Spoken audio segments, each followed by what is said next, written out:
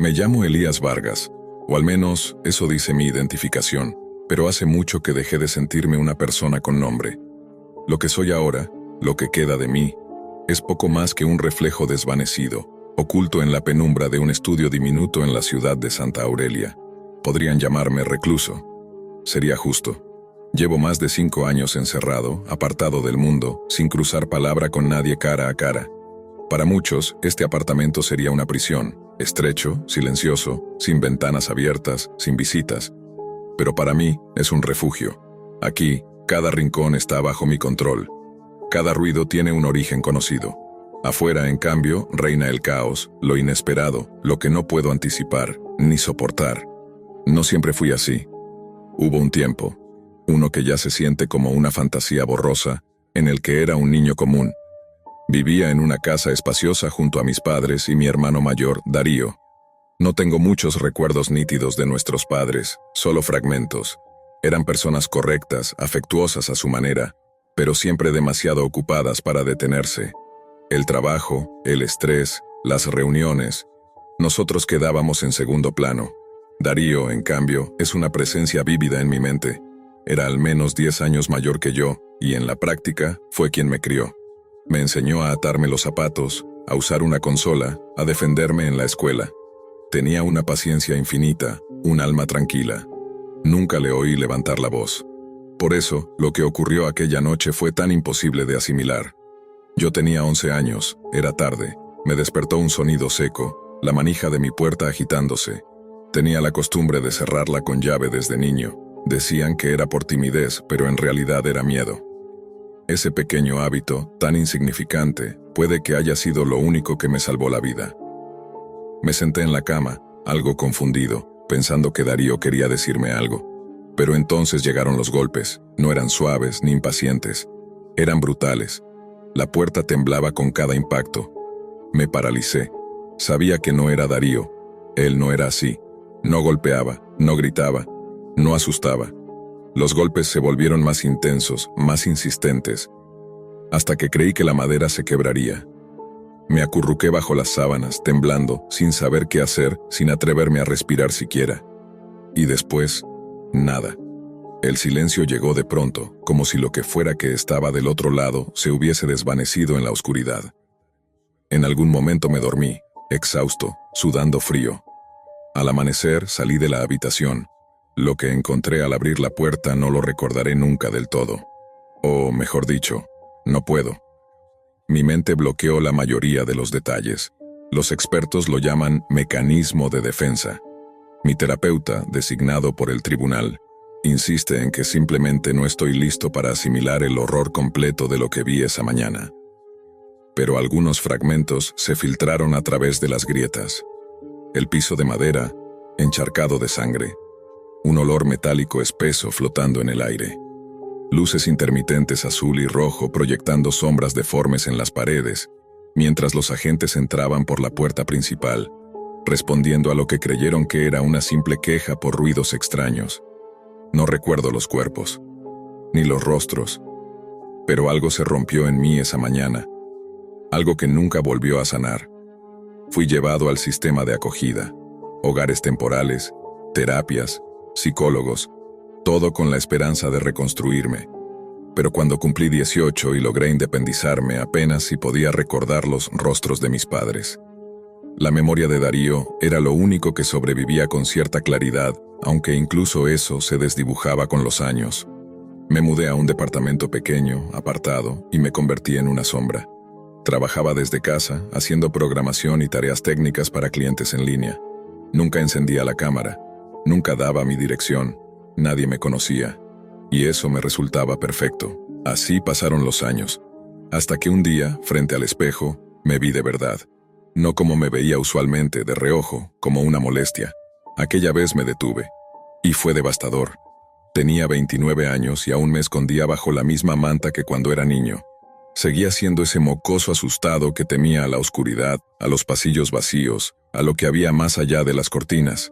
Pensé, basta, algo tenía que cambiar. Quizá no podría curarme por completo, pero tenía que intentarlo.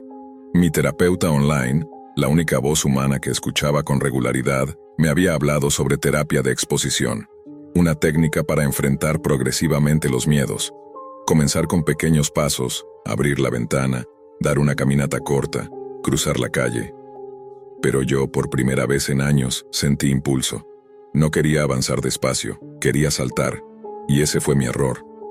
Decidí que si quería dejar de temerle a la muerte, debía enfrentarla cara a cara. No de manera simbólica, no con juegos mentales. Quería mirar el horror directo a los ojos. Fue entonces cuando recordé algo que había leído en foros antiguos, la Deep Web. Esa misma noche, con las manos temblorosas pero el corazón encendido por una determinación desconocida, encendí mi computadora. No era la primera vez que oía hablar de la Deep Web, claro, pero siempre había sido una historia lejana, un rincón mitificado del Internet lleno de leyendas urbanas, rumores de horrores escondidos entre capas de anonimato, cosas que uno escucha, pero que nunca espera ver. Yo sí quería verlas. Instalé Tor, configuré proxies, activé cada sistema de encriptación y seguridad que conocía. No era ningún amateur. Durante años, el aislamiento había convertido mi habilidad técnica en mi única forma de sobrevivir. Nadie me enseñó cómo adentrarme en ese lugar, pero no hacía falta. Sabía exactamente lo que estaba haciendo. Cuando finalmente crucé la puerta digital hacia ese otro Internet, lo sentí. Era como zambullirse en agua estancada, más espesa, más pesada. El aire, aunque solo fuera en mi habitación, pareció densificarse. Al principio no encontré más que páginas muertas, enlaces rotos, foros olvidados por el tiempo. Pero si uno sabe cómo buscar, eventualmente las cosas comienzan a emerger. Y lo hicieron. Encontré sitios dedicados a catástrofes, accidentes, autopsias filtradas. Me forzaba a mirar cada imagen, a no apartar la vista, aunque el estómago me suplicara lo contrario. Cuerpos desgarrados por explosiones, restos humanos tras choques de vehículos, víctimas de tormentas eléctricas, carbonizadas hasta parecer estatuas retorcidas. No lo hacía por morbo. Lo hacía porque quería anestesiarme. Quería mirar al rostro de la muerte hasta que dejara de afectarme. Pero no funcionaba. Cada clic me acercaba más a algo que no entendía, a una inquietud que no tenía nombre. Las imágenes se volvían más crudas, más reales. Algunas parecían demasiado recientes, demasiado íntimas. Como si no fueran tomadas por profesionales forenses, sino por alguien que disfrutaba estar ahí. Pensé en cerrar el navegador muchas veces, pero no podía. Era como si la oscuridad me hubiera tomado de la mano, y no quería soltarme. Hasta que llegué a un enlace. No tenía nombre, ni descripción. Solo un texto en letras grises. Una noche familiar que salió mal. Pude haberlo ignorado. Pude haber salido de allí. Pero algo en mí, algo en lo más profundo, me impulsó a hacer clic. La página cargó lentamente. No era una imagen, era un video, una grabación casera, sin edición, sin música, solo la crudeza de lo real. La cámara mostraba una sala de estar. La iluminación era débil, apenas la suficiente para revelar las siluetas de lo que había en cuadro. En un sofá estaban dos adultos, un hombre y una mujer, atados con cinta gris, las bocas cubiertas, los ojos desbordando pánico.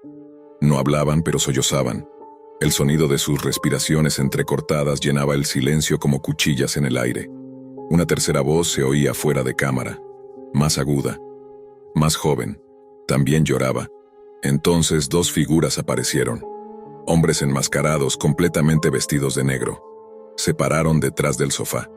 Uno detrás del hombre, otro detrás de la mujer. Sus movimientos eran lentos, casi ceremoniales. Cada uno colocó una mano sobre el hombro de sus víctimas. Un gesto casi cariñoso si no fuera por el contexto.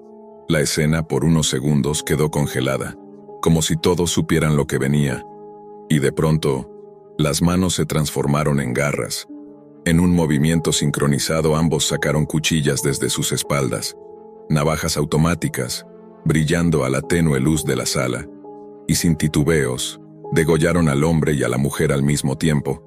El sonido fue lo peor, no los gritos, porque con las bocas selladas no podían gritar, sino ese susurro sibilante que escapaba de las gargantas abiertas, como el aire de un globo desinflado por la mitad, como un alma huyendo por un agujero. No pestañeé, no lloré, Solo observé, hasta que la cámara se movió. Giró apenas unos grados a la derecha, y ahí estaba él. Un adolescente atado a una silla en la misma habitación, la cara desencajada en puro terror, su cuerpo temblando, sus ojos fijos en el horror frente a él. Y lo reconocí. Su rostro, aunque más joven, era el de mi hermano Darío. La sala era nuestra sala. El sofá, nuestros padres. El video era de aquella noche. Todo se quebró. Grité. Me arranqué los auriculares. Cerré el navegador con manos sudorosas. Mi visión se nubló. Aquello no era un accidente grabado por un tercero. Era el asesinato de mi familia, filmado, subido a la Deep Web, compartido como entretenimiento enfermo. Una parte de mí se desplomó, pero otra se encendió. Corrí al teléfono y llamé a la policía. Era la primera vez que lo hacía en años. Lo que encontré esa noche reactivó el caso. Pruebas que nunca existieron aparecieron ahora como evidencia tangible. Las autoridades por fin tenían un punto de partida. ¿Y yo? No intenté salir más. Mi miedo al mundo exterior volvió a encerrarme, más fuerte que nunca. Pero ahora no era el miedo a lo desconocido, sino a lo que había sido revelado. A la verdad. Los días posteriores al hallazgo del video se disolvieron en una neblina de confusión. No recuerdo haber dormido, ni haber comido. Solo recuerdo el sonido del teléfono y el eco metálico de mi propia voz, temblando al repetir una y otra vez lo que había visto. La policía llegó a mi apartamento esa misma madrugada. Entraron con cautela, como si temieran que algo pudiera explotar dentro de mi silencio. Revisaron mi equipo, copiaron los archivos temporales del navegador y me hicieron preguntas que apenas podía procesar. ¿Estás seguro de lo que vio? Sí, era mi casa. Eran ellos. El agente que me miró tenía una expresión que intentaba ser compasiva, pero sus ojos decían otra cosa. Duda, horror, incredulidad. Habían pasado casi 20 años desde aquella noche, y el caso de los Vargas, mi familia, era apenas una carpeta polvorienta en algún archivo olvidado del distrito. Pero la grabación lo cambió todo. Durante las semanas siguientes me mantuvieron bajo vigilancia psicológica. Decían que era por mi seguridad, aunque yo sabía la verdad. No confiaban del todo en mí. ¿Y si mi mente había fabricado todo? ¿Y si el video era una ilusión? Pero bastó una comparación forense para confirmarlo. La casa del video coincidía en cada detalle con la residencia familiar de Santa Aurelia. Hasta el patrón de las cortinas era el mismo. Aún así, algo no encajaba. La versión oficial decía que mis padres habían muerto víctimas de un asalto, pero lo que vi en esa grabación no tenía nada de improvisado. Los asesinos sabían dónde estaban las cámaras, sabían cómo moverse, sabían lo que hacían. No era un crimen, era una ejecución, y alguien había querido conservarla. La investigación se reabrió, y la policía logró rastrear el origen del archivo hasta una cadena de servidores anónimos, ocultos bajo capas de cifrado. No pudieron identificar a los responsables, pero descubrieron algo peor. El video había sido compartido, descargado y comentado por cientos de usuarios durante años. Durante años, el asesinato de mi familia fue espectáculo, un simple entretenimiento para ojos ajenos. Esa idea me consumió. Pasaba las noches mirando el monitor apagado, imaginando a cada uno de esos desconocidos frente a sus pantallas, riéndose, comentando, compartiendo, convertidos en testigos silenciosos de la peor noche de mi vida. Mientras tanto, la investigación avanzaba lentamente, demasiado lentamente, hasta que una madrugada recibí un correo, sin asunto, sin firma, solo un enlace, el mismo tipo de enlace que me había llevado al video. No sé qué me impulsó a hacer clic, tal vez la desesperación, tal vez la necesidad de saber quiénes eran los hombres que lo hicieron. La página tardó en cargar, y cuando lo hizo, no era una grabación antigua. Era una transmisión en directo. La imagen mostraba una habitación, pequeña, mal iluminada. Una figura sentada frente a la cámara. Era un hombre, no llevaba máscara. Su rostro era mayor, pero algo en su mirada me resultó familiar. Una cicatriz en la ceja izquierda, la misma que tenía Darío, mi hermano, el mismo al que vi morir en aquel video. Su voz fue un susurro, casi un lamento. Tarde o temprano, todos regresamos a donde comenzó, y la pantalla se volvió negra. Intenté reconectarme, pero el enlace desapareció, junto con todo rastro de la transmisión. Ningún registro quedó en el historial, ningún archivo en la memoria caché. Solo el silencio, un silencio pesado, como si el mundo entero hubiera decidido no creerme otra vez. Llamé a la policía, pero esta vez no vinieron. Dijeron que los servidores no existían, que nada podía comprobarse, que tal vez era una alucinación provocada por el trauma. Pero yo sé lo que vi. Desde entonces no he vuelto a encender la computadora. Tampoco hablo con el terapeuta. Las cortinas siguen cerradas, y a veces por las noches, escucho el sonido de la manija de mi puerta girando lentamente, igual que aquella vez. Quizás son recuerdos, quizás no. Hay algo que aprendí mirando hacia el abismo digital. Lo más aterrador no está en la Deep Web ni en los rincones oscuros de la red. Está en lo que dejamos sin resolver dentro de nosotros mismos. Y yo, Elías Vargas, sigo atrapado allí, esperando, escuchando, contando los segundos hasta que la manija vuelva a moverse. Recuerdo esa noche con una nitidez enfermiza. Estaba solo, encerrado en mi habitación con las luces apagadas, los auriculares calzados y el leve resplandor azul de la pantalla iluminando apenas los contornos de mis muebles. La habitación parecía suspendida en el tiempo, como si el mundo exterior no existiera. Todo el peso del silencio caía sobre mis hombros, excepto por el zumbido tenue de la computadora que mostraba el fondo oscuro de un navegador poco común. Había accedido otra vez a los pasadizos digitales de la red profunda. No era la primera vez. Mi nombre es Elías Rohan, y para ese momento ya había caminado más de una vez por esos corredores ocultos de la red, donde todo lo imaginable y lo inimaginable se filtra entre sombras. Foros clandestinos, videos prohibidos, archivos de tráfico de todo tipo. Me había vuelto insensible al horror. Eso pensaba. Pero aquella noche, algo fue diferente. Algo que aún hoy, años después, me cuesta poner en palabras. Mientras saltaba de enlace en enlace, deslizándome entre foros ocultos con nombres absurdos o espeluznantes, uno en particular captó mi atención. Se titulaba La mirada de Aelion. El título tenía un aire religioso, como sacado de algún sermón olvidado. Cualquier otro día lo habría ignorado. Pero esa noche, no sé por qué, sentí que ese título me hablaba.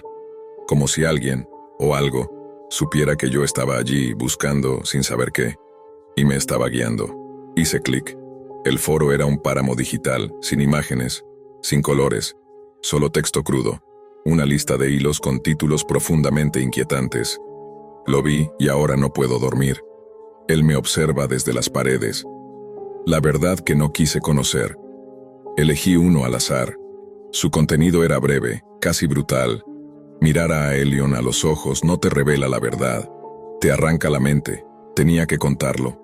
No puedo seguir así debajo, una cadena de respuestas, desesperadas, caóticas. Algunas suplicaban ayuda, otras decían haber visto cosas que no podían olvidar. Una hablaba de una presencia que ya no se iba, otra de voces que susurraban desde los espejos. Todas tenían algo en común, ese pánico visceral, ese tono de quien ya no sabe si está despierto o atrapado en una pesadilla permanente. Mi corazón empezó a latir más rápido y sin pensar, hice clic en un enlace incrustado en una de las respuestas. No tenía descripción, solo un texto. Mira por ti mismo. La página cargó rápidamente. Pantalla negra. En el centro, un recuadro de video sin controles. No había botón de play. No había pausa. El video simplemente comenzó por sí solo. Primero, solo estática. Ruido blanco, zumbido sutil por los audífonos. Luego, poco a poco, la imagen se volvió nítida. Apareció una habitación vacía, oscura, sin ventanas, paredes desnudas, una única silla de madera en el centro. Esperé. 1 minuto. 2. Cuando estuve a punto de cerrar la ventana, algo cambió.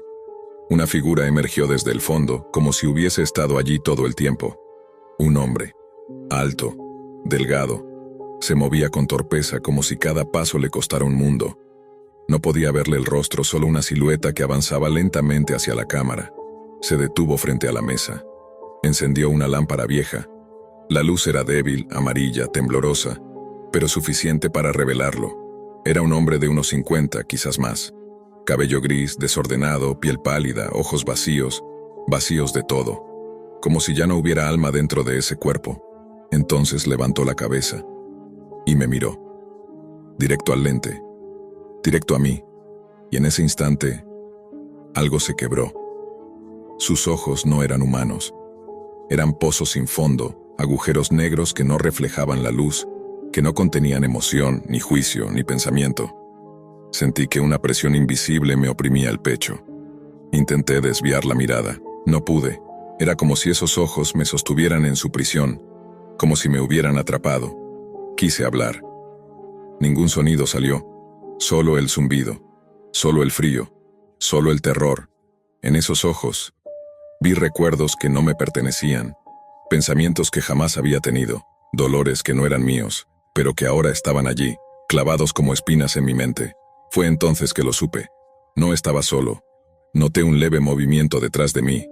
Quise girar el cuello, las piernas no respondieron, solo tenía el reflejo de la pantalla frente a mí, y en ese reflejo 2 puntos brillaban detrás de mi espalda, ojos diminutos, furiosos, mirándome desde la oscuridad. El video seguía, el hombre sonreía, una sonrisa muerta, carente de cualquier rastro de humanidad. Y entonces escuché su voz. No provenía de la pantalla, estaba en mi cabeza, en mis oídos, en todos lados. Tú también los has visto. Su voz era una mezcla de susurros y lamentos, como si 1000 bocas hablaran al mismo tiempo, en idiomas que nunca quise entender. Y ahora, te verán a ti. La pantalla se apagó, y con ella, toda la habitación se sumió en una oscuridad total. No sé cuánto tiempo pasó hasta que recuperé el control de mi cuerpo. Me arrastré hacia el interruptor de luz, con el corazón desbocado.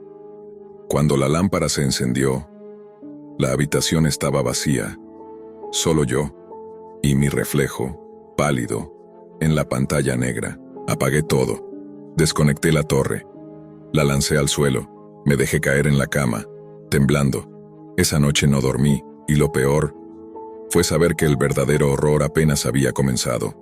Los días posteriores fueron un infierno que no podía apagar ni con luz ni con razón. Elias Rohan apenas dormía. La realidad comenzó a diluirse entre sombras que no obedecían a la lógica. Cada espejo, cada pantalla apagada, cada reflejo se convertía en una trampa donde unos ojos oscuros parecían observarlo desde el otro lado. Elias dejó de usar su habitación, dormía en el sofá con todas las luces encendidas, rodeado de ruido, la televisión, la radio, cualquier cosa que rompiera el silencio. Pero nada era suficiente. Los veía igual. En los reflejos del televisor apagado, en las ventanas al anochecer, incluso en la superficie del café de la mañana. Eran los mismos ojos que había visto aquella noche en la Deep Web. Al principio creyó que todo era sugestión, que su mente, agotada por tantas horas frente a la pantalla, le jugaba una mala pasada. Pero pronto las pruebas se acumularon, voces que susurraban su nombre, figuras que cruzaban su visión periférica, y un zumbido, idéntico al del video, repitiéndose incluso cuando su computadora estaba desconectada. Decidió destruir todo. Romper el monitor, cortar los cables, formatear los discos. Quemó las memorias USB donde había guardado enlaces y archivos. Pero ni siquiera eso sirvió. Días después, un nuevo archivo apareció en el escritorio. No lo había descargado. No lo había creado. Solo estaba ahí. El mismo nombre. Aelion. Fue entonces cuando lo comprendió. El mal no provenía de la máquina ni del archivo, sino de algo más profundo. Algo que había cruzado con él desde aquel rincón oculto de Internet. Desde la Deep Web, ese territorio donde lo prohibido y lo imposible se confunden, donde las sombras tienen forma y observan. En su diario, hallado después por las autoridades, Elias escribió con letra temblorosa: la Deep Web no es una red, es una puerta. Y algunos portales no deben abrirse nunca. Las últimas páginas eran incoherentes. Hablaba de un hombre que vivía dentro de los reflejos, de voces que le decían que no mirara, de un resplandor que lo seguía incluso con los ojos cerrados. Los vecinos declararon haberlo escuchado gritar durante la madrugada. Decía que alguien estaba dentro del monitor, que lo observaban desde la pared. Al amanecer, el silencio fue absoluto. Cuando la policía ingresó a su apartamento, encontraron las paredes cubiertas con símbolos dibujados con lo que parecía carbón. En el centro de la sala, su computadora, desconectada, estaba encendida. La pantalla mostraba una habitación vacía, una silla en medio y al fondo, una figura inmóvil mirando hacia la cámara. Elías Rohan estaba sentado frente al monitor, sus ojos completamente negros, el cuerpo sin señales de violencia, solo un rastro de humo saliendo del equipo como si algo se hubiera fundido desde dentro. El archivo del video nunca fue hallado. El enlace del foro. La mirada de Aelion no pudo ser rastreado. Según los investigadores, ningún sitio con ese nombre existía en la red superficial ni en los registros profundos. Y sin embargo, un mes después, uno de los agentes encargados del caso, el inspector Darío Menkar, recibió un mensaje sin remitente. El asunto, míralo tú también. El archivo adjunto era un video, el mismo cuarto, la misma silla, y una voz deformada por interferencias digitales que susurraba, tú también los has visto, ahora ellos te verán a ti.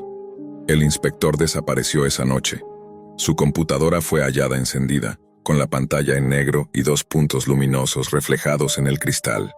Desde entonces, en los rincones más profundos de la Deep Web resurge cada cierto tiempo un hilo con el mismo título. La mirada de Aelion, vacío, sin mensajes. Hasta que alguien, curioso o imprudente, hace clic. Y cuando lo hace, una nueva historia comienza, exactamente igual que la anterior. Hay decisiones que, por insignificantes que parezcan al principio, pueden alterar la vida de una persona de forma irreversible. Para Damián Torres, un joven estudiante con gusto por la informática, esa decisión fue tan simple como hacer clic.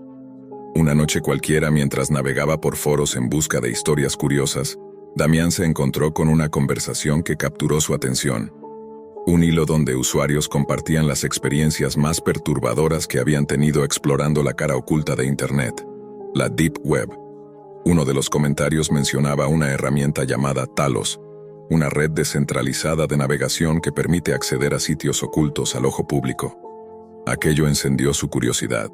Impulsado por la intriga, Damián descargó el navegador asociado y se adentró por primera vez en ese laberinto digital.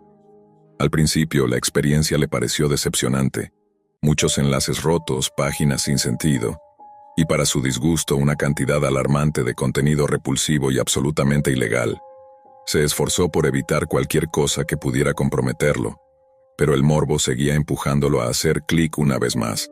Fue así como llegó a una página llamada Índice Velado, una suerte de wiki interna con cientos de enlaces catalogados por colores. Las categorías más inofensivas estaban marcadas en verde, las más inquietantes, en rojo, y había una categoría intermedia marcada en amarillo. Damián evitó los títulos más explícitos, aunque algunos no pasaban desapercibidos. Contratista silencioso, galería de trofeos, y uno particularmente extraño, club de taxidermia humana. Cada título parecía competir en rareza con el siguiente. Finalmente, hizo clic en uno que lo llamó la atención, Foro de la Sociedad Velada. El enlace lo llevó a una página completamente negra. Tardó más de lo normal en cargar. Por varios segundos no ocurrió nada, solo una pantalla en blanco. Estuvo a punto de cerrar la pestaña cuando, de pronto, el fondo se oscureció aún más y apareció una pequeña ventana de chat. A un lado una pantalla de video completamente en negro. En lugar de salir escribió un simple «Hola», y entonces ocurrió. La ventana de video se activó. Una figura apareció, sentada en una habitación sin luz, apenas iluminada por el reflejo de las pantallas. Llevaba una máscara sin rasgos. Era imposible distinguir su rostro. Pero eso no fue lo más aterrador. Lo verdaderamente espeluznante fue que, un segundo después, la imagen en la pantalla cambió. Damián vio su propio rostro. La cámara de su portátil, que siempre mantenía apagada, se había activado sin su consentimiento. Entró en pánico, cubriéndola con el pulgar mientras trataba desesperadamente de cerrar la ventana. Pero los botones para minimizar o cerrar habían desaparecido. Tampoco aparecía la barra de tareas. Probó presionar Control más Alt más Super. Nada ocurrió. Su sistema parecía completamente tomado. Fue entonces cuando escuchó la voz. Una voz distorsionada como si saliera de una vieja radio dañada. Venía desde sus parlantes, grave y apagada. Solo dijo una frase. «Todavía puedo ver a Damián». El nombre lo atravesó como un cuchillo. Nadie en esa red sabía quién era él. O eso creía. Apagó la computadora de golpe presionando el botón de encendido hasta que finalmente se cortó la energía. Durante varios minutos, se quedó inmóvil, respirando con dificultad. ¿Había sido real o simplemente una broma muy bien elaborada? Optó por desinstalar Talos de su equipo y decidió no hablar con nadie de lo ocurrido. Confiaba en que, al ser todo anónimo, no habría rastros de su visita. Pero se equivocaba. Pasaron un par de semanas sin incidentes. Comenzaba a recuperar la calma, hasta que un día su madre dejó una carta sobre su escritorio. «Llegó esto para ti. No tiene remitente», le dijo con desinterés. Damián abrió el sobre. Dentro había una hoja doblada con un mensaje escrito en letras grandes. «No vuelvas». El estómago se le revolvió. La tinta parecía escrita con urgencia, cada trazo presionado con fuerza. Rompió la carta y la quemó, pero el miedo no desapareció. Desde ese momento todo cambió. Damián ya no se sentía seguro en su propia casa. Miraba 2 veces por la ventana antes de salir. Evitaba usar dispositivos con cámara. Incluso colocó cinta adhesiva sobre el lente de su teléfono. Pasaron semanas en aparente tranquilidad, hasta que una noche, mientras estaba solo en casa, escuchó un crujido afuera. Provenía del jardín trasero. Reunió coraje y salió a investigar. Nada parecía fuera de lugar. Sin embargo, al día siguiente encontró algo en el buzón. Otra carta sin remitente. Esta vez el mensaje era más personal. «Sabemos dónde vives, Damián». Decidió que ya era suficiente. Fue a la comisaría local y entregó ambas cartas. Aunque las autoridades se mostraron comprensivas, le dijeron que sin pruebas digitales o evidencias de quién estaba detrás, poco podían hacer. Le prometieron rondas policiales más frecuentes por la zona, pero no parecía suficiente. Una noche, su computadora comenzó a fallar. Ventanas emergentes aparecían sin control. El cursor se movía solo y el sistema se volvía lento. Desconectó todo de inmediato. Llevó el equipo a un técnico al día siguiente. Horas más tarde, recibió una llamada. «Tu equipo estaba comprometido. Tenías instalado un keylogger y un software espía que capturaba todo lo que hacías, incluso activaba la cámara. Le recomendaron cambiar todas sus contraseñas y deshacerse del equipo». Fue entonces cuando Damián entendió la magnitud del peligro. Compró una computadora nueva y contrató a un experto en ciberseguridad. Implementaron firewalls, sistemas de detección avanzada y redes cifradas. Pero aunque los sistemas eran seguros, el miedo seguía presente. Empezó a recibir mensajes de texto desde números desconocidos. Algunos solo contenían frases ambiguas, otros incluían fotos tomadas frente a su escuela, frente al parque donde corría, frente a su propia casa. Los días pasaban, pero para Damián la sensación de ser observado no desaparecía. Cada vez que sonaba el teléfono, su estómago se encogía. Cada rostro en la calle se volvía sospechoso. No era paranoia, ya no. Una noche cualquiera, mientras cenaba con su madre, alguien tocó la puerta. Damián fue a abrir. Nadie estaba allí. Solo un sobre el felpudo. En el frente su nombre escrito en mayúsculas. Dentro había una nota escrita a mano.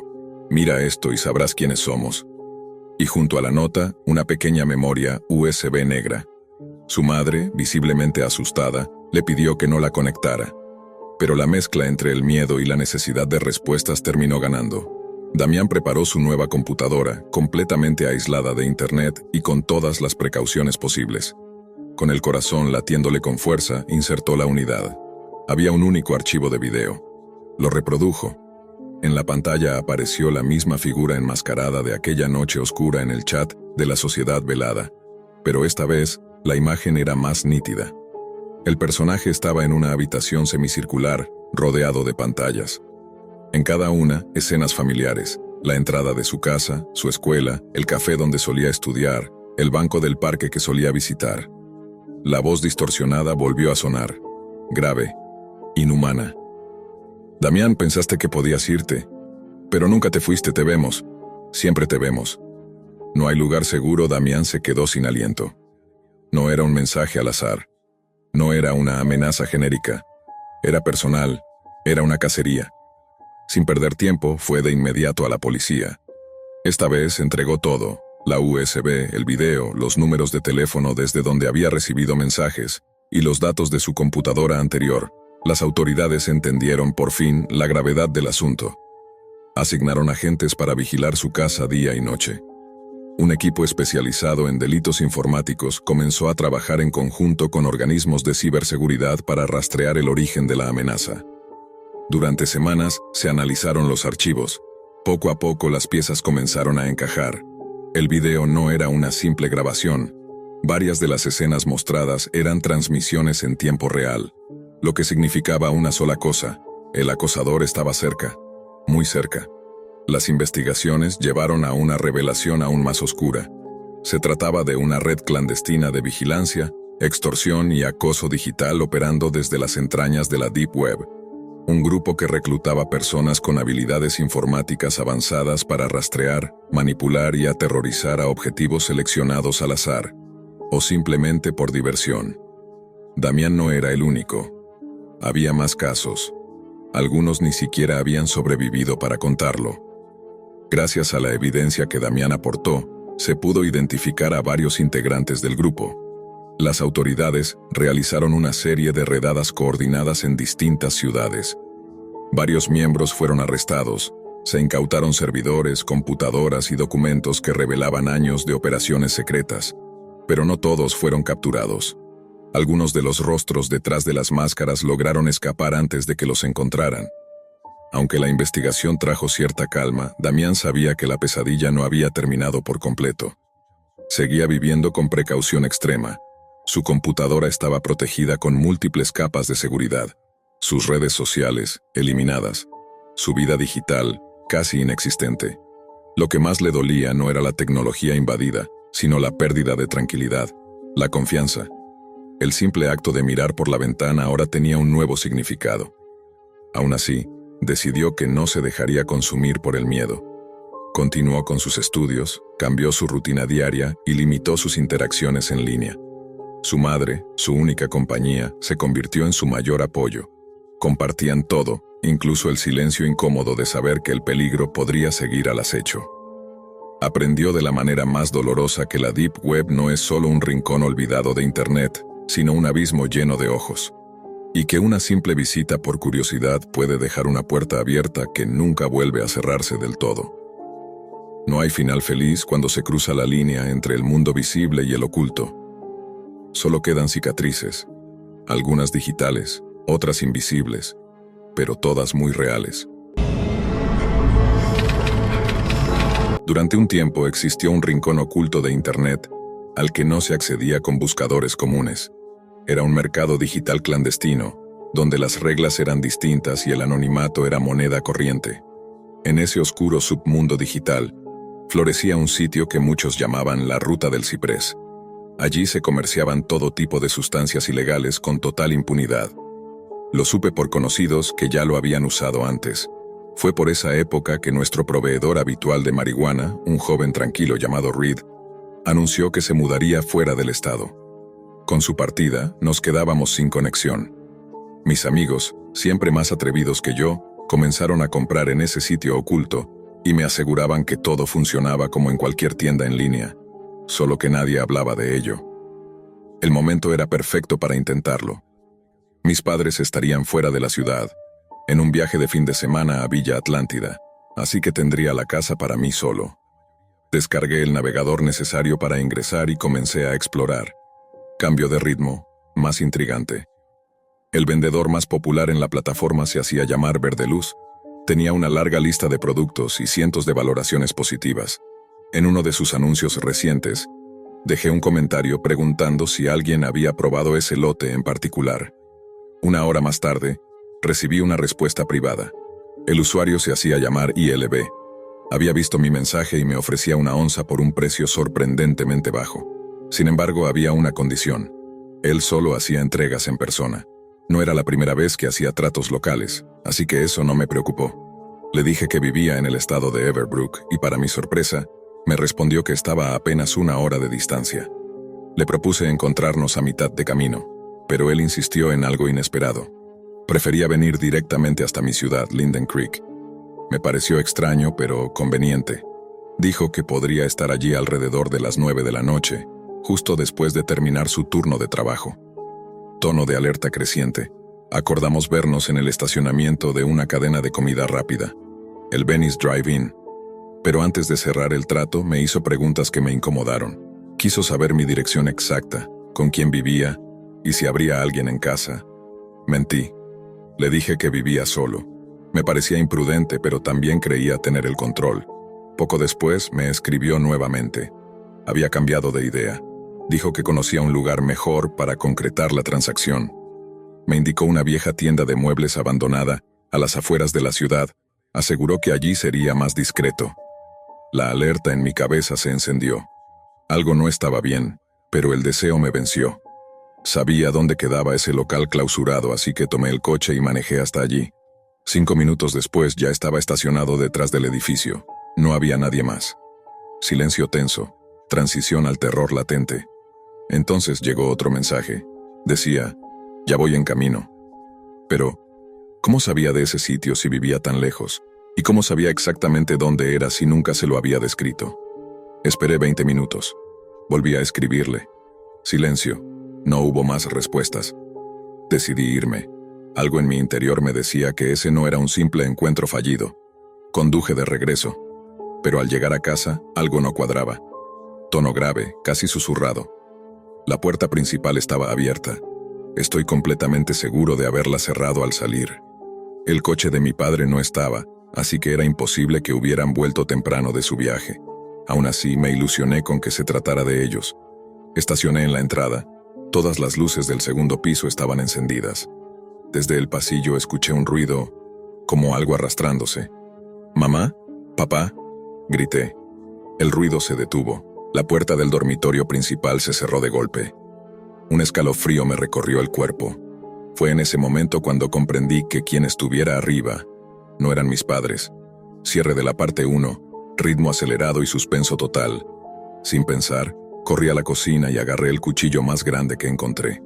Con el corazón latiendo en mi garganta, subí las escaleras de 2 en 2. Empujé la puerta del cuarto con fuerza, casi derribándola. Nadie. Pero había algo. El joyero de mi madre estaba abierto. Tomé el teléfono fijo de la habitación. Marqué el número de emergencia. Entonces algo me sujetó con fuerza desde debajo de la cama. Sentí como una mano áspera y firme me sujetaba desde debajo de la cama con una fuerza desesperada. No tuve tiempo para pensar. Con el cuchillo aún en mi mano lo hundí con toda mi fuerza en lo que parecía un brazo. Un grito desgarrador estalló en la habitación.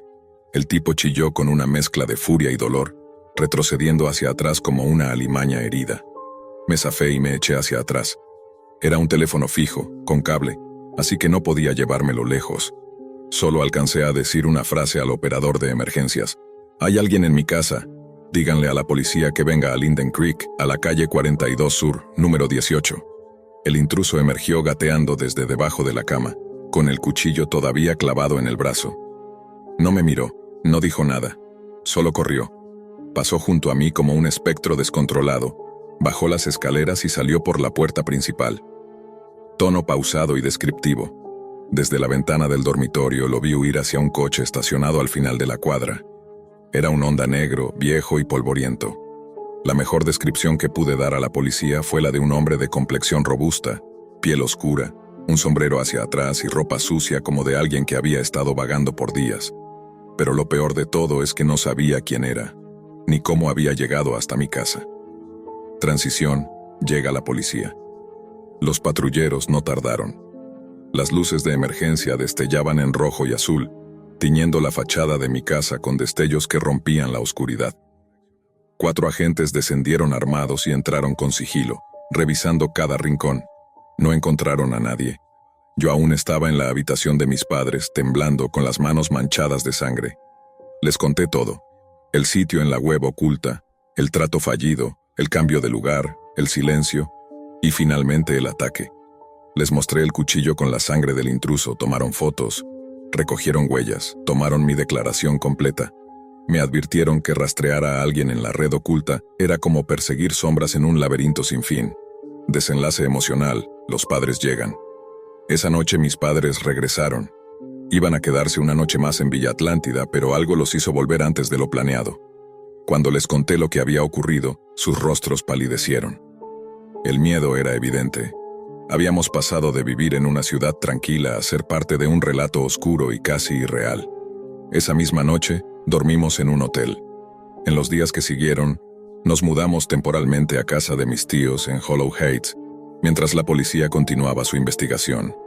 Yo, por mi parte, tomé medidas inmediatas.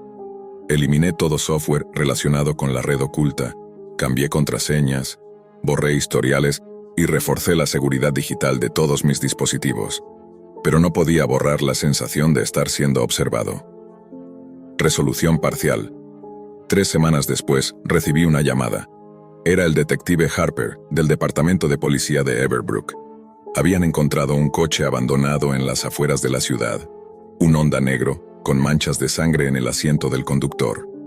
En el interior, hallaron herramientas para forzar cerraduras, guantes de látex, cinta adhesiva, documentos falsos y varios teléfonos desechables. Todo indicaba que el hombre era un ladrón experimentado, un cazador de oportunidades, pero él no estaba allí. Se había esfumado, nunca lo atraparon. Según la policía, alguien con sus recursos sabía cómo desaparecer. Y si había accedido a mi dirección a través de Silk Road o de alguna vulnerabilidad digital, nunca lo sabríamos con certeza. Mis padres instalaron cámaras, sensores de movimiento, cerraduras electrónicas, todo lo que el dinero pudiera comprar para protegernos de un posible regreso. Pero el daño ya estaba hecho. El miedo se había instalado. Desde entonces, aprendí una lección que muchos ignoran. En los rincones más profundos del Internet no hay reglas, no hay garantías, y no hay vuelta atrás. La ruta del Ciprés desapareció meses más tarde, cerrada por las autoridades, como muchos de esos mercados oscuros que aparecen y desaparecen como espectros. Pero sus huellas aún quedan en quienes se atrevieron a cruzarla. Yo fui uno de ellos, y sobreviví, por poco. Mi peor encuentro con los rincones más oscuros de la red sucedió una noche cualquiera. Nunca olvidaré el nombre de aquella página maldita, Ensayos Humanos. Una combinación de palabras que, por sí sola, debería haberme hecho cerrar el navegador de inmediato. Fue en un sitio olvidado, escondido entre listas de enlaces abandonadas, donde hallé la entrada a ese lugar. El sitio se presentaba como una especie de proyecto científico, con una estética perturbadora y una tipografía roja que recordaba la sangre seca. La página de inicio lo decía sin rodeos. Su propósito era demostrar que no todos los seres humanos nacen iguales. Los sujetos de prueba, según afirmaban, solían ser indigentes o personas que simplemente habían desaparecido sin dejar rastro. Aquellos ensayos iban desde pruebas de resistencia al hambre y la deshidratación hasta actos atroces de tortura, exposición a enfermedades, quemaduras extremas y, lo peor de todo, experimentos con niños y bebés. Yo creía estar preparado. Había visto cosas horribles en la red oscura antes, como aquel infame video del martillo, y pensaba que nada podría afectarme más. Estaba equivocado. Cometí el error de hacer clic en uno de los enlaces que llevaba a una galería de imágenes. Sentí náuseas inmediatas. No puedo describir con precisión lo que vi, ni quiero hacerlo. Solo diré que eran personas como tú o como yo, sometidas a tormentos que escapan a toda comprensión. Contra mi buen juicio seguí explorando. Cada sección era más abominable que la anterior. Y entonces llegué a una parte que congeló mi sangre. Una categoría entera dedicada a infantes. No pude mirar más. Cuando estaba a punto de cerrar la página apareció un pequeño recuadro flotante en la pantalla. Al principio pensé que era una ventana emergente más, pero una línea de texto pronto se mostró. ¿Te gustó el contenido? Sorprendido observé que era una especie de chat. Con manos temblorosas escribí, ¿quién eres? La respuesta fue rápida, evasiva. ¿Cuál fue tu sección favorita? Volví a repetir la pregunta. Esta vez el extraño contestó, soy el administrador del sitio. Le respondí sin pensar, esto es enfermizo. Voy a reportarlo a las autoridades. Ese fue el error que lo cambió todo. Tras unos segundos de silencio, el mensaje siguiente me heló el alma. Veo que te llamas Nicolás y vives en Durham, Virginia. Tenía razón. Debí cerrar el navegador en ese instante, pero en vez de eso le respondí, no estás equivocado. 10 segundos después, me escribió algo que aún me atormenta. Mi dirección completa. Calle, número, ciudad, todo. Sus últimas palabras, Que tengas un buen día. Cerré el navegador de golpe. Mi computadora portátil cayó al suelo. Mi primer impulso fue llamar a la policía. También desperté a mis padres. Les conté todo. Estaban tan incrédulos como aterrados. Cuando llegaron los agentes, me hicieron preguntas, intentaron revisar el historial, pero el navegador que usé, Aurum, una versión modificada del típico navegador para navegar la red oculta, no guarda historial alguno. No tenía forma de mostrarles el sitio, ni recordar el enlace exacto. Uno de los oficiales fue claro. Si lo que dices es cierto, deben abandonar esta casa lo antes posible. Justo coincidía con que mis padres ya estaban buscando mudarnos. Aceleraron el proceso. No sé cómo lo hicieron tan rápido, pero en menos de 2 semanas ya teníamos otra vivienda. Durante días les pedí disculpas una y otra vez por haberlos puesto en esa situación. Me sentía culpable por arrastrarlos a algo que ellos nunca buscaron. Quería creer que aquel sujeto en el chat solo estaba tratando de asustarme, que no era real, pero no podía arriesgarme. Después de la mudanza, creí que todo había terminado. La nueva casa en un vecindario tranquilo y lleno de árboles parecía un nuevo comienzo. Mis padres intentaban convencerme de que aquel individuo solo había querido asustarme, pero dentro de mí algo no encajaba. Había una sensación constante, como si algo nos siguiera observando, incluso en la distancia. Durante semanas me costó dormir. Cada sonido del viento, cada crujido de la madera, se transformaba en una amenaza invisible. Me repetía que solo era paranoia, pero el miedo tenía raíces más profundas. Lo que había visto en aquel sitio no era solo perturbador, era una muestra del tipo de maldad que se oculta entre nosotros. Un mes después, mientras trataba de estudiar en mi habitación, recibí un correo electrónico. El remitente estaba en blanco. El asunto, sin embargo, me paralizó. No puedes escapar. El corazón me martillaba el pecho. Dudé unos segundos antes de abrirlo. Dentro no había texto, solo una imagen adjunta. La abrí y sentí que el suelo se desvanecía bajo mis pies. Era una fotografía de nuestra antigua casa, la que habíamos dejado atrás. Pero no era una foto cualquiera. La vivienda aparecía abandonada, con las ventanas rotas, las paredes cubiertas de grafitis y el jardín muerto. Y en una esquina, escrito con algo que parecía sangre, se leía un mensaje: «Volveremos por ti».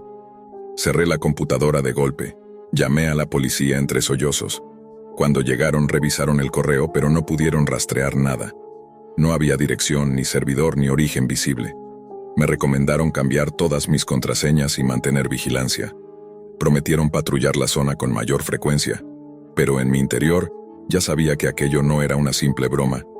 Durante las noches siguientes, mi mente no encontraba descanso. Cada sombra parecía esconder algo. A veces juraría ver figuras moverse más allá del jardín, o escuchar pasos en la grava del camino, pero cuando salía a revisar, no había nadie. Mis padres intentaban tranquilizarme, aunque yo notaba su creciente nerviosismo. Estaban tan asustados como yo, solo que trataban de ocultarlo. Decidí no quedarme de brazos cruzados. Instalé cámaras de seguridad alrededor de la casa. Conseguimos un perro guardián, un pastor belga que bauticé como Argos, y empecé clases de defensa personal. Quería sentir que tenía algún control sobre mi propia seguridad. Por un tiempo funcionó. Las semanas pasaron sin señales del acosador. Mis padres empezaron a relajarse, y la vida parecía lentamente volver a su cauce. Me convencí de que tal vez aquel sujeto se había aburrido o había encontrado otra víctima, pero justo cuando empecé a bajar la guardia, el horror volvió, de una forma más sutil. Una noche, ya entrada la madrugada, decidí revisar las grabaciones de las cámaras por pura rutina. No esperaba encontrar nada, pero en la pantalla, en una toma de la parte trasera de la casa, algo llamó mi atención. En medio de la oscuridad, a varios metros del jardín, se distinguía una figura encapuchada. Estaba quieta, de pie, mirando hacia la casa. No se movía, no hacía nada, solo observaba. Retrocedí la grabación unos minutos. La figura no había salido de ningún lado. Simplemente estaba ahí, y tras unos minutos desaparecía entre los árboles, sin dejar rastro. Llamé a la policía de inmediato. Esta vez, cuando les mostré el video, comprendieron que aquello iba en serio. Analizaron el material cuadro por cuadro y concluyeron que esa misma figura había aparecido en otras noches también, en la misma posición, a la misma hora. Era como si alguien estuviera estudiando nuestros movimientos. La policía reforzó la vigilancia en la zona, pero aún así nos recomendaron mudarnos nuevamente. Si esto se repite, hay algo personal detrás, dijo uno de los oficiales. Esta persona los está siguiendo. Y así, una vez más, hicimos las maletas. Nos trasladamos a otra ciudad más lejos, en una zona donde nadie conocía nuestros nombres. La nueva casa era moderna, con un sistema de seguridad de última generación. Nos aseguramos de mantener nuestra dirección completamente privada. Ninguno de nosotros hablaba del pasado, aunque sabíamos que seguía allí, como una sombra que no desaparece. Las noches eran silenciosas, pero no tranquilas.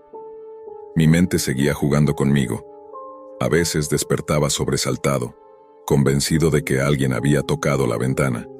Otras creía escuchar pasos afuera, solo para descubrir que Argos dormía profundamente al pie de mi cama. Un día, mientras caminaba solo por el vecindario, noté algo que me devolvió el pánico. Un automóvil oscuro estacionado frente a mi casa. Dentro, un hombre con capucha fingía revisar su teléfono, pero podía sentir su mirada fija sobre mí. Fingí no verlo y seguí caminando. Cuando me di vuelta unos segundos después, el coche ya no estaba. Empecé a sentir que mi vida entera era una persecución sin fin. El pasado me observaba desde cada sombra, esperándome pacientemente. Y lo peor era la certeza que crecía en mi mente. Ellos sabían exactamente dónde estábamos otra vez. Esa noche no dormí. Apagué las luces y observé desde la ventana hasta el amanecer. Cada ruido, cada brisa, cada crujido parecía anunciar que lo inevitable se acercaba. Las semanas siguientes fueron un campo minado de ansiedad. Aunque no había señales claras de que nos estaban siguiendo, yo lo sentía. Esa presencia, esa sombra que se cuela detrás de cada esquina. Era como si alguien respirara sobre mi nuca, sin hacer ruido, sin dejar huellas. Mis padres intentaban mantener una rutina. Preparaban las comidas, veían televisión, sonreían forzadamente. Pero la tensión estaba ahí, latente. Nos hablábamos en susurros. Cerrábamos las ventanas antes del anochecer.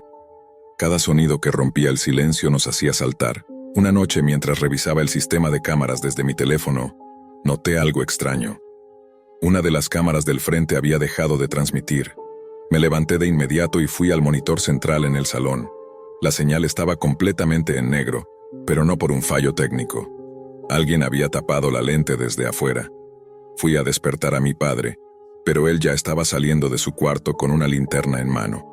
También lo había notado. Juntos, revisamos el exterior acompañados por Argos, que ladraba sin parar, inquieto, como si oliera algo que nosotros no podíamos ver. Cuando llegamos al punto ciego de la cámara, encontramos algo que nos heló la sangre. Una hoja de papel pegada con cinta negra sobre el lente. No tenía nada escrito, solo una imagen impresa, una silueta humana con capucha, de espaldas, y al fondo, nuestra casa. Esa misma noche, la policía vino por tercera vez. Revisaron todo, incluso rastros en el jardín. No encontraron huellas, ningún indicio de intrusión. Nada. Pero uno de los oficiales, el más joven, se nos acercó al final con una expresión tensa. ¿Hace cuánto tienen este sistema?, preguntó. Un par de meses. Lo instalamos al mudarnos, respondió mi padre. ¿Y lo configuraron ustedes mismos? Sí, con ayuda de un técnico local. El oficial asintió, pero su tono se volvió más grave. Vamos a llevarnos el equipo por unas horas. Hay indicios de que el sistema podría haber sido intervenido, desde adentro. Esa frase me dejó congelado. ¿Desde adentro? ¿Quién tenía acceso? Al día siguiente confirmaron nuestras peores sospechas. El sistema había sido manipulado de forma remota, probablemente desde el primer día. Las cámaras no solo eran monitoreadas por nosotros. Alguien más tenía acceso a las transmisiones. Estábamos siendo observados. Cada movimiento, cada rutina, todo había sido visible para ellos. La policía intensificó la investigación. Llevaban días rastreando señales, conexiones remotas, anomalías digitales. Finalmente, uno de los analistas forenses cibernéticos descubrió una coincidencia entre la señal que había intervenido nuestras cámaras y un servidor en una región remota del país, en un pueblo rural sin nombre. El IP correspondía a un viejo centro de datos abandonado. vendido hacía años a una empresa desconocida. Lo que encontraron allí terminó por confirmar lo impensable. Aquel servidor alojaba un nodo espejo de una página de la red oscura. La página tenía otro nombre, distinto al que yo había visto al principio, pero el contenido era el mismo. Fotos, videos, archivos detallando experimentos, instrucciones, y una sección privada donde los visitantes dejaban comentarios y coordenadas. Entre los archivos, había docenas de carpetas con nombres de personas. Una de ellas llevaba mi nombre. Dentro había fotos nuestras, de mi casa, de mis padres, de mí, dormido. Las autoridades bloquearon el servidor, confiscaron los discos, pero el daño ya estaba hecho. El administrador del sitio, según las investigaciones, era un individuo que operaba bajo el seudónimo de Dr. Elian, aunque nadie supo si ese era su nombre real. No dejaron rastros físicos, ninguna pista de su identidad. Lo único que sabían era que no trabajaba solo. Los investigadores hablaban de una red de colaboradores, personas con acceso a herramientas, recursos y conocimientos de espionaje digital. Gente que, por razones que escapan a toda lógica, disfrutaban del sufrimiento ajeno y lo documentaban con precisión quirúrgica. Después de ese hallazgo fuimos puestos bajo protección. La policía reforzó las medidas de seguridad y nos trasladaron nuevamente, esta vez a un complejo controlado sin ubicación pública ni conexiones externas. Vivíamos vigilados pero a salvo, al menos en teoría. Durante semanas traté de recuperar mi vida, pero la normalidad ya no existía para mí. Todo se sentía frágil, efímero, como si cualquier cosa pudiera romper el espejismo de seguridad en cuestión de segundos. Un día, mientras desempacaba cajas en nuestra nueva vivienda, encontré algo que no recordaba haber guardado. Un sobre sin remitente. Dentro, una sola hoja, con un mensaje. La red es infinita, puedes apagar la pantalla, pero nosotros seguimos mirando. No se lo dije a mis padres, tampoco a la policía. Lo quemé en silencio, en el fregadero de la cocina. Narrador. Epílogo. Hoy, años después, sigo sin entrar en la red profunda. El trauma de aquella experiencia me cambió para siempre. No solo por lo que vi, sino por lo que supe que podía ocurrir. Por lo que puede estar ocurriendo ahora mismo, en las sombras. Mucha gente piensa que la Deep Web es solo un mito, un lugar donde la exageración supera la realidad. Pero yo sé la verdad. Hay rincones de Internet donde la humanidad deja de existir, donde la moral no tiene cabida, donde los monstruos no son criaturas, sino personas con acceso a una computadora y un propósito enfermo. Y lo peor es que no necesitan encontrarte físicamente para destruirte. Solo necesitan que cometas un error. Un clic, un mensaje, un vistazo. Eso basta para abrir la puerta. Y una vez que lo haces, ya no hay vuelta atrás.